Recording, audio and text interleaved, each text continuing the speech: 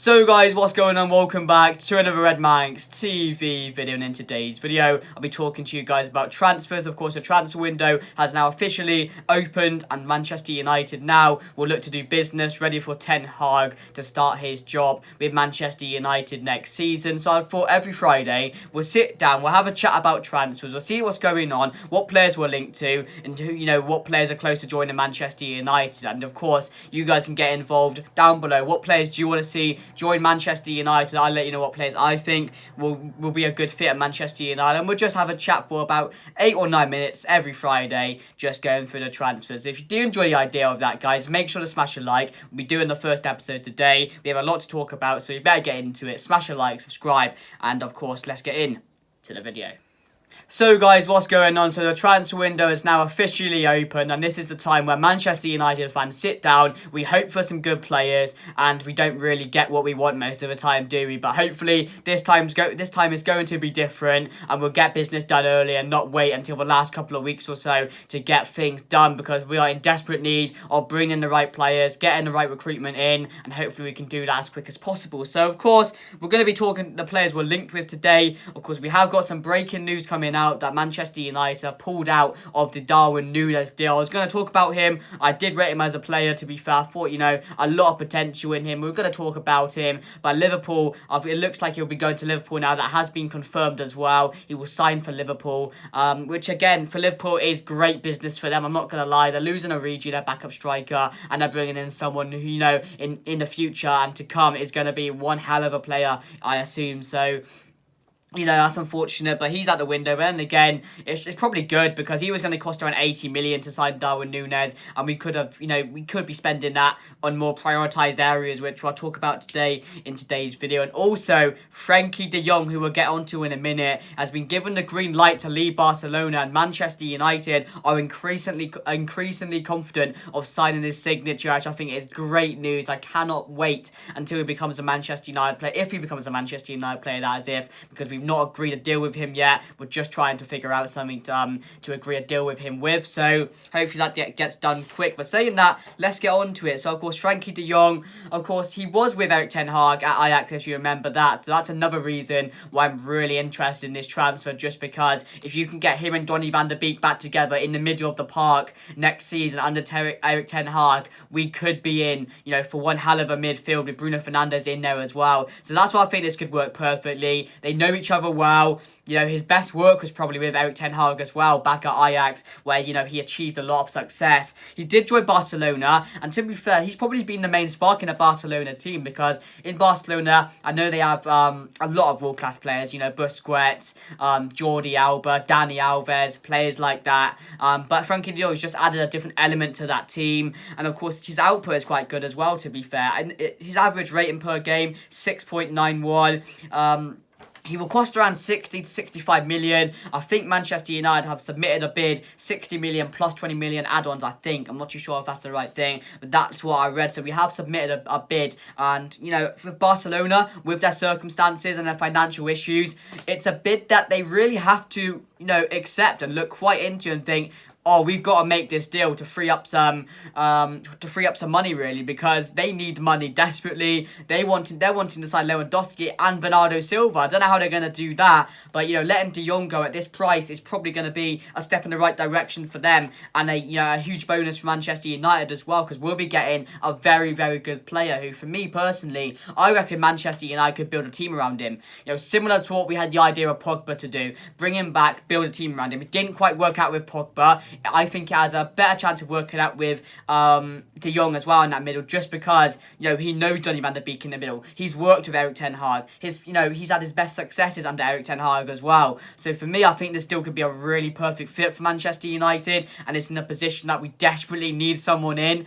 And for me personally, I do think we need 2 centre-backs, but we're probably only going to get 1. 2 midfielders is a must. A backup striker, I think, as well. And I think those 4 things, for me, I would be satisfied if we can get a good quality player or 2 in each of those positions, in my opinion. I think we really need a backup striker.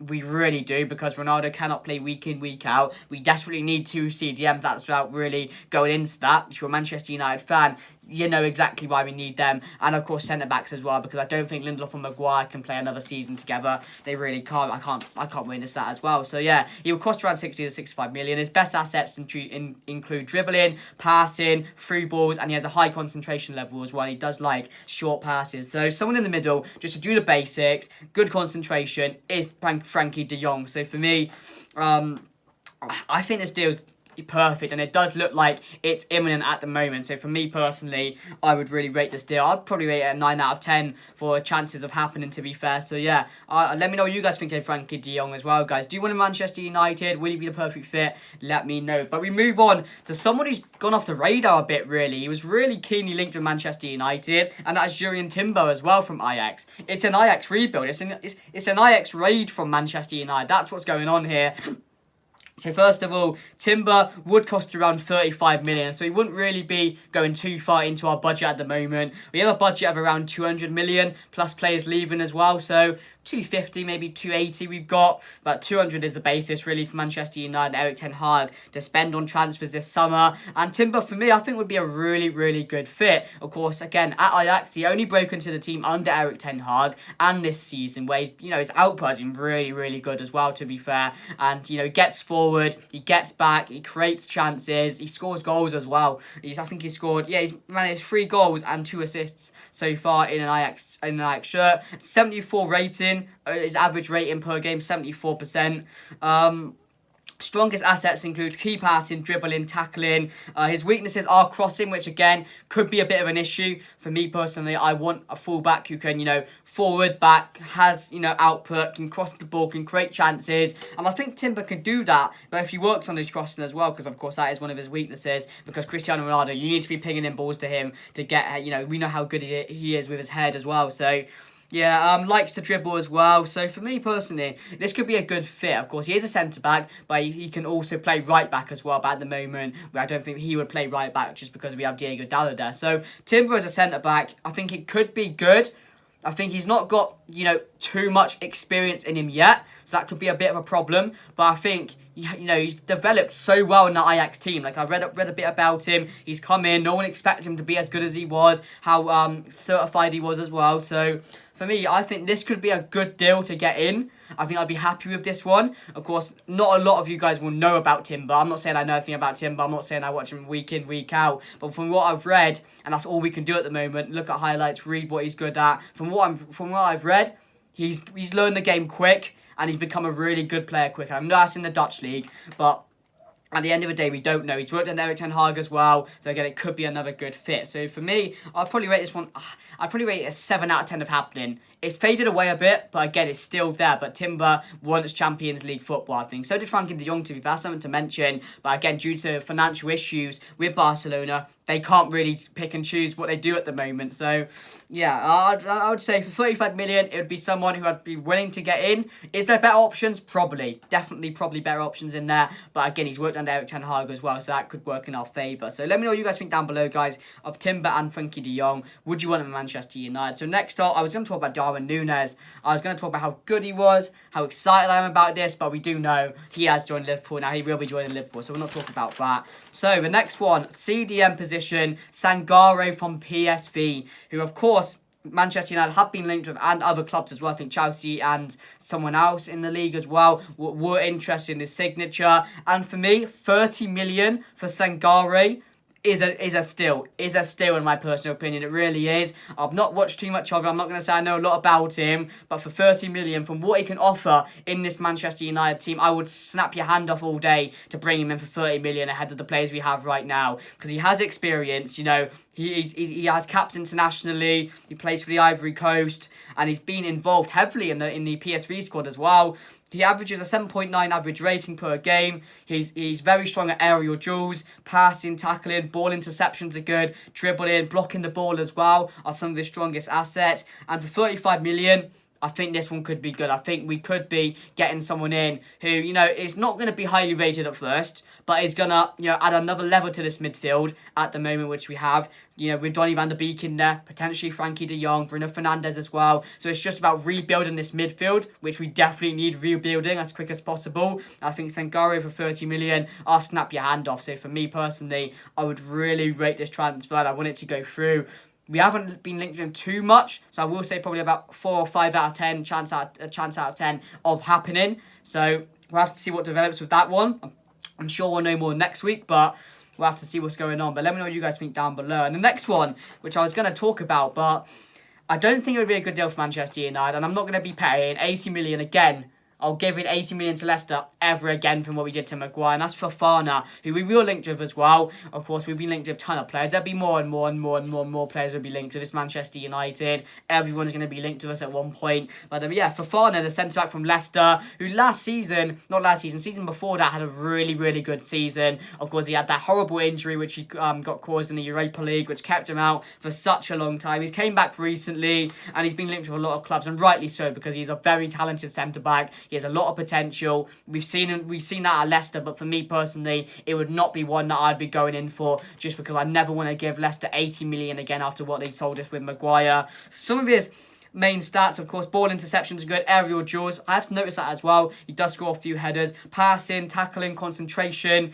He's a set piece threat as well, which we just said about his heading. Likes a tackle, commits fouls often, which again could be a bit of a negative, but again, it could end up being a positive as well if you think about it. So for me, for Fofana, it'd be someone I'd not be looking to bring in.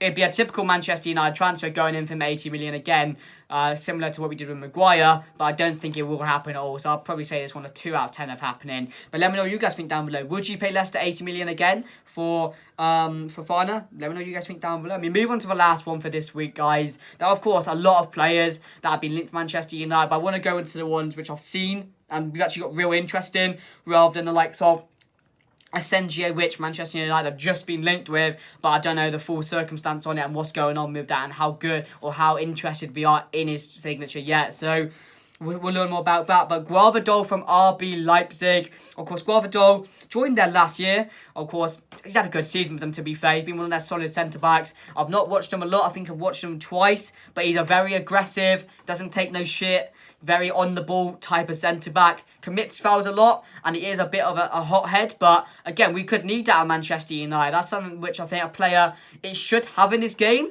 But again, you can control that, and we need someone who can control that and also bring out the hot side as well, your hot head as well, inside a player when you need to. So for me, he averages 70.4 average rating per game. Passing and dribbling is his assets, and his weakness is holding onto the ball, which again we have a lot with Maguire. He holds onto the ball a lot, and again it doesn't really end up in the right way most of the time. So that could be a bit of a negative, but again, it's someone which I think we would welcome at Manchester United. Do I think it will happen? No, I don't think so.